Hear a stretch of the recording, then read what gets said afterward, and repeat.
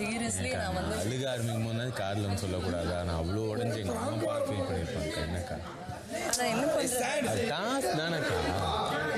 நான் அவ்வளோ hi hello எல்லாருக்கும் வணக்கம் and welcome back to our channel. இன்னைக்கு எபிசோடை பொறுத்த வரைக்கும் விஜய் சேதுபதியே எனக்கு என்னவோ வந்துட்டு சுகர் கோட்டிங் பண்ணுறாரோ அப்படின்ற மாதிரி தோணுச்சு. அரோரா பற்றி உள்ளே இருக்க எல்லாருமே வந்துட்டு எழுந்து சொல்கிறாங்க. கிட்டத்தட்ட உள்ளே இருக்க ஒரு 18 இல்லை 20 பேர்னு வச்சுக்கோங்களேன். இந்த 20 பேரில் ஒரு 16-17 பேருக்கு மேலே அரோராவை சொல்லியிருக்காங்க. இவர் பாருங்களேன், நீங்கள் ரொம்ப சூப்பராக நடிக்கிறீங்க, உங்களுக்கு எல்லாமே தெரியுது, ஆனால் நீங்கள் அதை யூஸ் பண்ண மாட்டீங்க. சுகர் கோட்டிங் தானே சார் விஜய் சேதுபதி சார், நீங்கள் மற்றவங்க கிட்ட சொல்கிறீங்க சுகர் கோட்டிங் பண்ணாமல் வெளிப்படையாக பேசுங்கன்ட்டு. அரோரா கிட்டையும் வெளிப்படையாக பேசியிருக்கலாம். அண்ட் தென் விஜய் சேதுபதி சாரே ஒரு விஷயத்த சொன்னார். அதாவது நாமினேஷனில் ஒரே ஆளை 10 பேர் நாமினேஷன் பண்ணியிருக்கீங்கன்ட்டு.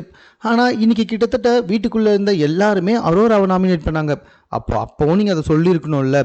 அதாவது நாமினேஷனில் 10 பேர் ஒரே ஆளை சொல்கிறீங்க, இப்போ இந்த கேம்லேயுமே 20 பேர் ஒரே ஆளை சொல்கிறீங்க அப்படின்னு சொல்லி கேட்டிருக்கலாம்ல. ஏன் கேட்கல? உங்களுக்கு அரோராவை சொல்லணும். அப்போ தான் நீங்கள் எடுத்துகிட்டு வந்த கண்டென்ட்டை உங்களால் பேச முடியும். உங்களுக்கு ஒரு நியாயம், வீட்டுக்குள்ளே இருக்க ஒரு நியாயமா, அதாவது வீட்டுக்குள்ளே இருக்கவங்களுக்கு ஒரு நியாயமா அப்படின்னு எனக்கு தோணுச்சு. இந்த ரெண்டுமே எனக்கு விஜய் சேதுபதி சார் இன்றைக்கி பண்ணதில் ரொம்ப பெரிய ஒரு மைனஸாக தெரிஞ்சுது. அதர்வைஸ் வாங்க இன்னைக்கான எபிசோட்குள்ளே போய் என்னென்னு பார்த்துருவோம். வந்த உடனே ஒரு சாங், அந்த ஆஹா ஓஹோ அப்படின்னு ஒரு ஹோட்டலுக்கு சாங் பாடினாங்கல்ல, அந்த சாங்கை வந்துட்டு பாட வச்சார். சாரி, ஃப்ராங்க்லி ஸ்பீக்கிங் அந்த சாங் ஒன்றும் அந்தளவுக்கு இன்ட்ரெஸ்டிங்காலாம் கிடையாது. பட் 4 பேரும் ஒன்றா சேர்ந்து பாடினாங்க. விஜய் சேதுபதி சார் வந்துட்டு பாராட்டினார். ஆஃப்டர் தட் அவர் கேட்ட கேள்வி என்னென்னா, இந்த வீட்டுக்குள்ளே நாங்கள்லாம் வேலை செஞ்சோம், பட் ஆனால் அதுக்கான கிரெடிட் எங்களுக்கு கிடைக்கல அப்படின்னு யாரெல்லாம் நினைக்கிறீங்க அப்படின்ற கொஸ்டின் தான். அதுக்கு மேக்ஸிமம் யாருமே எழுந்து எதுவுமே பேசவே இல்லை. 2 பேர்த்த தவிர்த்துட்டு, ஒன்று எஃப்ஜே, இன்னொன்று அரோரா. இவங்க 2 பேருமே ஏந்து அமித் வந்துட்டு எங்களுக்கான கிரெடிட்ஸை கொடுக்கல, அந்த கார்னிவல் ஐடியா என்னோடதுன்னு சொல்லி எஃப்ஜே சொன்னார். அதே மாதிரி வேலை செய்கிற இடத்துல எனக்கும் வந்துட்டு கிரெடிட் கொடுக்கல அப்படின்னு 2 பேர் சொன்னாங்க. 1, கார்னிவல் ஐடியா வெறும் எஃப்ஜே மட்டும் போடலை, விக்ரமும் போட்டிருக்காரு, இன்னும் சில பேர் சேர்ந்து போட்டிருக்காங்க. ஸோ எஃப்ஜேவோட அலிகேஷன் அங்கேயே தவறு. 2வது, அரோரா அவர் வேலை செய்யலைன்னு சொன்னாங்க. பட் ஆனால் ஜக்கூஸில் கிட்டத்தட்ட அவர் தான் 5 ட்ரம்மில் போயிட்டு, ட்ரம்முக்கு சொல்ல முடியாது, அவர் சொன்னது வந்து பார்த்திங்கன்னா ஒரு பெரிய பாத்திரத்தில் 5 பாத்திரம் 5 முறை வந்துட்டு எடுத்துகிட்டு போய் தண்ணி கொட்டினார் அப்படின்ட்டு. இதுக்கு சாட்சியாக வினோத்தும் எழுந்து சொன்னார். ஆனால் எஃப்ஜேவும் அரோராவும் அவர் வேலை செய்யலை அப்படின்னு சொல்லியிருக்காங்க. ஆனால் அமித் ஒர்க் பண்ணியிருக்காரு.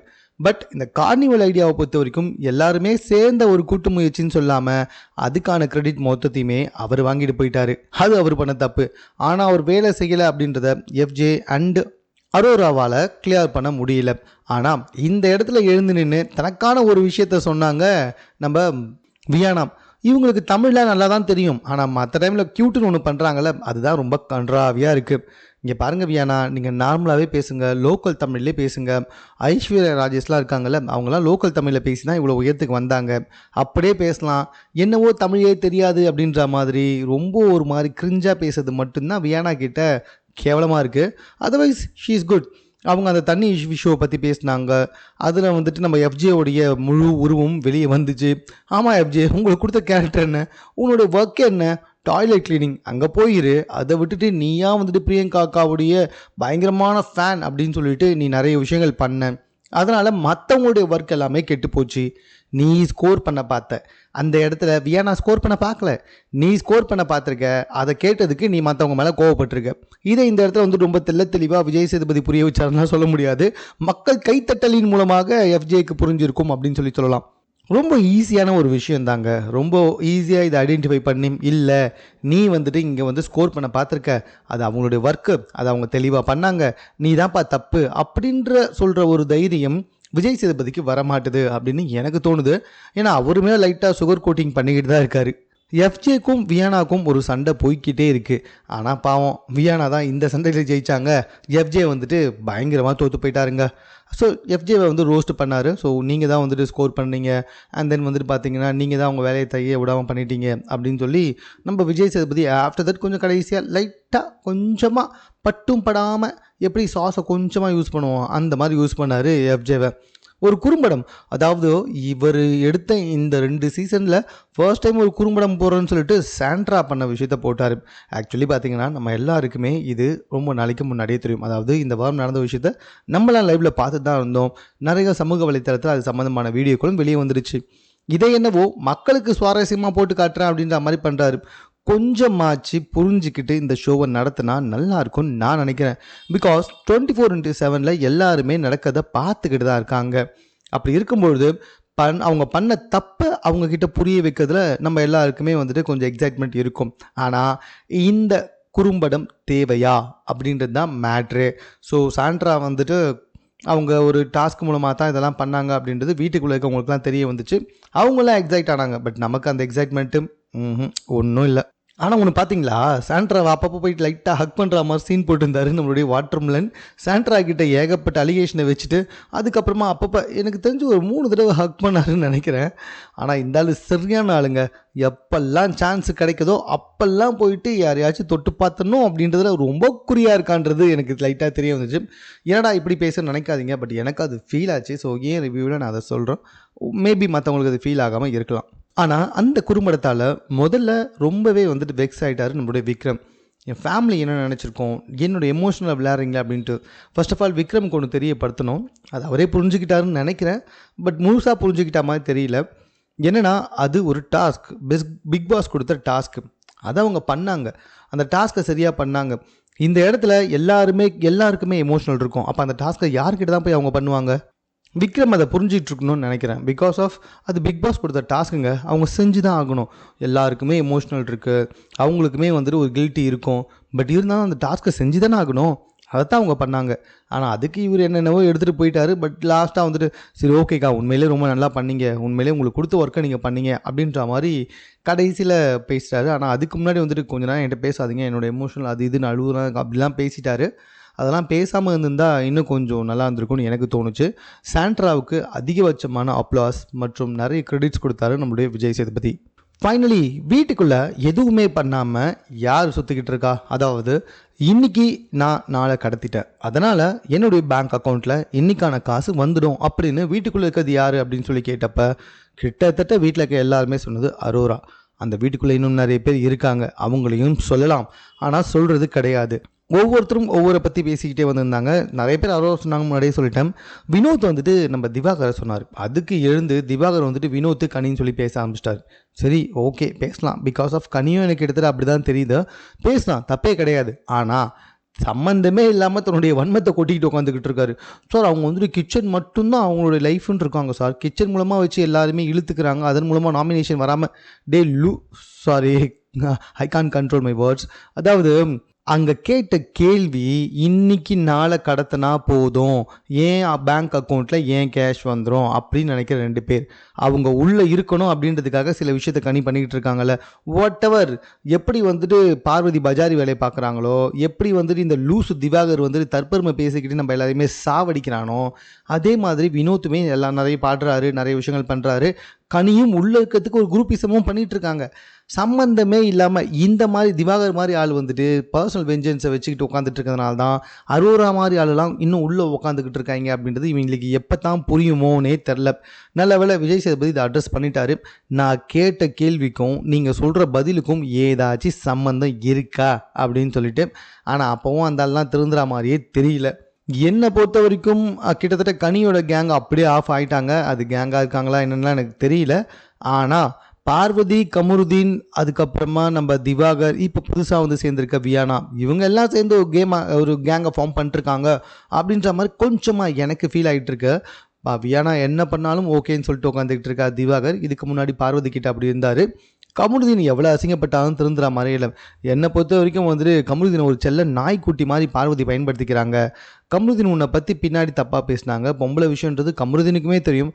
அப்படி இருந்தாலும் கொஞ்சம் கூட வெக்கமே இல்லாமல் மறுபடியும் பாருக்கு எழுந்து எந்த ஒரு கூச்சநச்சமும் இல்லாமல் தப்பான விஷயத்துக்கு பாருக்கு சப்போர்ட் பண்ணிட்டு வந்துக்கிட்டு இருக்காரு. அதான் தெரில. இதே மாதிரி ஒரு சப்போர்ட்டை இன்ன வரைக்கும் வீட்டுக்குள்ளே வேறு யாருக்குமே கமருதீன் கொடுத்ததே கிடையாது. இன்றைக்கும் அப்படித்தான் நடந்துச்சு. அரோரா ஆஃப்டர் ஆட் பிரேக்கில் ரொம்ப சூப்பராக பேசுகிறாங்க. நான் ஒரு கூல் காய், யார்கிட்டையும் சண்டை போட மாட்டேன், எனக்கு ஒரு ஃப்ரெண்டு தான், அவங்கக்கிட்ட திட்டி கூட பேச மாட்டேன், நான் இப்படி தான், யாரும் என் கூட சண்டை போடாத வரைக்கும் நானும் போட மாட்டேன். இங்கே பாரு, உன்னை யாரையுமே சண்டை போட, இதை நான் சொல்ல விஜய் சேதுபதி சொன்னார், உங்களை யாருமே சண்டை போட அதாவது நான் சொல்லிட்டேன்ல, அதனால் ஒரு சின்ன குழப்பம். விஜய் சேதுபதி வந்து சொல்கிறாரு, உங்களை நான் சண்டை போடவே சொல்லலை, முதல்ல தப்பாக புரிஞ்சுக்காதீங்க, நீங்கள் சூப்பராக அப்சர்வ் பண்ணுறீங்க, பட் ஆனால் அது எதையுமே ஒழுங்காக பயன்படுத்த மாட்டீங்க, அப்பப்போ சண்டை வரும்போது அதெல்லாம் பயன்படுத்தணும், உங்களுக்கு இல்லை மற்றவங்களுக்கு சண்டை வரும்போது நியாயத்தின் பக்கமாக நின்று அவங்களுக்கு ஆப்போசிட்டான சரியான பாயிண்ட்டை பயன்படுத்தணும் அப்படின்ற மாதிரி வந்துட்டு சொல்லிக்கிட்டு உட்காந்துக்கிட்டு இருக்காரு. ஆனால் அரோராவுக்கு புரிஞ்ச பாடா அப்படின்னு சொல்லி கேட்டிங்கன்னா எனக்கு தெரிஞ்சு இல்லைன்னு தான் சொல்லுவேன். அதுக்கப்புறமா நம்ம எல்லாருக்கும் ரொம்ப நல்லா தெரிஞ்ச விஷயம் தான் இந்த வாரம் டபுள் எவிக்ஷன். ஸோ பிரவீன் வந்துட்டு வெளியேற்றப்படுகிறார் அப்படின்னு சொல்லிட்டு அந்த கியூ கார்டை வந்துட்டு காட்டும் பொழுது பிரவீன் பயங்கரமாக ரொம்ப அப்செட் ஆகிட்டாருங்க. இதுக்கு முன்னாடி, அதாவது இந்த சீசனை பொறுத்த வரைக்கும் இதுக்கு முன்னாடி வீட்டை விட்டு வெளியே போனவங்க இந்த அளவுக்கு அழுதுருக்கவே மாட்டாங்க. பயங்கரமாக கதறி கதறி அழுகிறாரு, துள்ளுறாரு, குதிக்கிறாரு, ஓடுறாரு, படுக்கிறாரு, உட்கார்றாரு, என்னென்னமோ பண்ணிகிட்டு இருக்காரு. ஸோ இது எல்லாத்துக்குமே ஒரே காரணம் தான், அவர் இந்த வீட்டை விட்டு போகிறதுக்கு கொஞ்சம் கூட விருப்பமே படலை. எனக்கு என்ன தோணுதுன்னா, பிரவீன் போக வேண்டியவர் தான், இல்லைன்னா சொல்லலாம். ஏன்னா பிரவீன் வந்துட்டு டைட்டில் வின்னர் ஆகிறதுக்கோ இல்லை ஒரு 90 நாள் உள்ளே இருக்கிறதுக்கோலாம் ஒன்றுமே பண்ணலை. ஆனால் அரோரா மாதிரி உள்ளே இருக்க ஆள், அதுக்கப்புறமா கமருதீன் மாதிரி வந்துட்டு வெறும் பார்வதிக்கு மட்டும்தான் நான் வந்துட்டு லாயலாக இருப்பேன், பார்வதி சொல்கிறது தான் கேட்பேன்னு சொல்கிற பார்வதியோட செல்லக்குட்டியான இந்த கமருதீன், நான் சொல்கிறது மட்டும்தான் கரெக்டு, வேறு எல்லாருமே தப்புன்னு சொல்கிற இந்த திவாகர், இந்த மாதிரி சில பேர் உள்ளே இருக்கும்போது, ஏன் நான் சபரியுமே சொல்கிறேனே, யாரையுமே ஹர்ட் பண்ணுறக்கூடாதுன்னு சொல்லி பேசுகிற சபரி, ஸோ இப்படிப்பட்ட சில ஆட்கள் உள்ளே இருக்காங்க. ஏன் ரம்யாலாம் இருக்காங்கல்ல, அவங்கெல்லாம் உள்ளே இருக்கும்பொழுது பிரவீன் போயிருக்க வேண்டாம் அப்படின்னு தான் எனக்கு தோணுச்சு. அதை பிரவீனால் அக்செப்ட் பண்ணிக்கவே முடியல. பயங்கரமாக அழுகுறாரு, கதறாரு, கண்ணீர் விடுறாரு. பார்க்குற நமக்கே ரொம்ப கஷ்டமாக தான் இருந்துச்சு. ஆனால் ஒரு கட்டத்துக்கு மேலே கொஞ்சம் கிரிஞ்சாக தெரிய ஆரம்பிச்சிச்சு. இங்கே பாருங்கள் பிரவீன், இப்போ நீங்கள் வெளியே போனாலும் இன்றைக்கி என்ன 35வது நாள், இன்னும் 70 நாள் கழித்து வெளியே தான் போகிறீங்க, டவுட்டே கிடையாது. ஏன்னா வின்னர் ஆனாலும் வெளியே தானே போய் ஆகணும்.